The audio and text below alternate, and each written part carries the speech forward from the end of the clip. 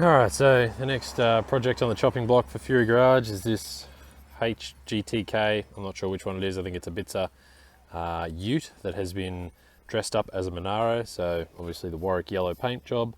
It's got all the right stripes along the side, along the bonnet, and then the correct bonnet with the inlets and the flutes on the side with the GCS badge and grille. And then on the rear, Holden raised lettering in the tailgate. So I don't know if that's specific to a Monaro or anything, and the dual exhausts. You can see the interior's been done as well. So this is how we bought the car essentially. I think it came from Sydney. It doesn't look too bad, but everybody knows you cannot have a Monaro with V6. I mean, sure, they came out with them, but it's just not acceptable. So clearly this isn't an actual Monaro, it's just a mock-up. The Utes never came with any Monaro parts on them, but they just bolt straight across. And yeah, so the plan is yank this out, I don't know what it is, maybe a 179 or something, yank the manual out, so 3-speed, and probably pull the diff as well, but I think we'll leave it in there for now. Don't forget to drain all the fluids out before removing anything. So that's engine, gearbox, coolant, all the good stuff. So, and see how good your oil plug skills are. Ooh, not too bad. Alright, so we're gonna start with disconnect the fuel from here, some wiring from the coil, throttle linkages from the carburetor, disconnect some vacuum lines from the intake, the starter motor down here and the exhaust here, disconnect some heater hoses from here. It'll be engine mounts, radiator, and whatever else I can find. Alright, so the radiator's just got top hose, bottom hose, all the fluid out, and then there's 4 bolts in the sides. It looks like someone's actually done a half decent job because all the bolts are the same, which is very rare. And then it should just lift straight out. First piece of the puzzle. Now for the rest of it. Alright, so next is the alternator. So there was a presumably signal wire or dash wire or something that just pulled straight out of the back, and then a 7/16 to remove the little power wire thing back here, and one of these should go to the battery and the other one goes to like the dashboard or something like that, starter motor maybe. So that's those two there.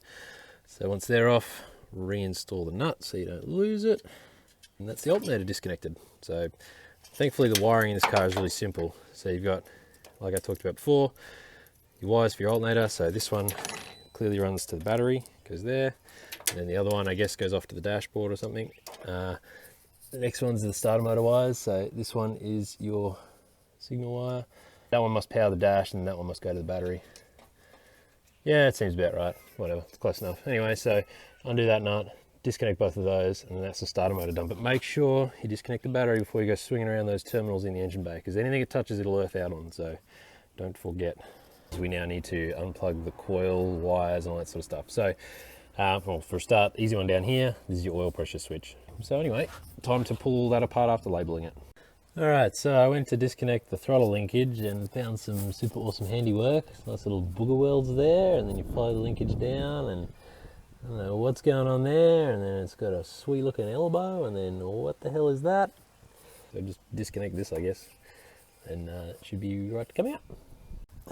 So there's another sender up here, and I don't know, I think that one might be the light, the oil pressure light, which was what I thought the bottom one was. So that means the bottom one, or this one of the two, is the pressure gauge. They're going to be different on the V8 as it is, so I might have to extend this harness or whatever. So I'm just going to unplug that and label it, and yeah, another step closer. Alright, so we've got to disconnect the clutch now, and it runs on a cable system that comes through the firewall here up at the pedal box. Comes down to this arm here. The arm will pivot and then push forward a rod in the lower section, which then pushes back on the clutch release fork. So when you push on the clutch, it makes that kind of action, and you can see the effect it has. So we just need to disconnect it from down here or at the transmission itself, and undo all the springs and stuff, and try and remember where they all go, so that we can get the engine and transmission out together.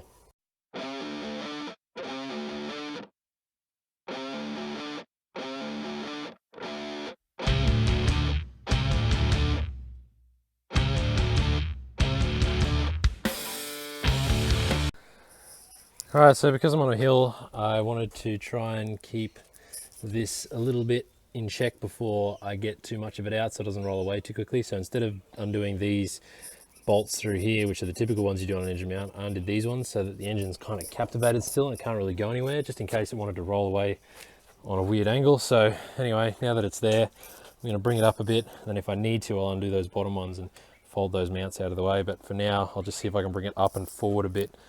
But yeah, it's completely free of the car now, so I'm probably going to have to take the bonnet off, because as you can see, the crane is getting very close and this fan isn't even close to past it, and the sump still has to swing up and past here with the whole transmission on it. So I'm just going to pull the bonnet off to make it easy on myself. So there was a little water squirter up here that I took out, and then obviously the 4 bolts that hold it on to the bonnet hinges.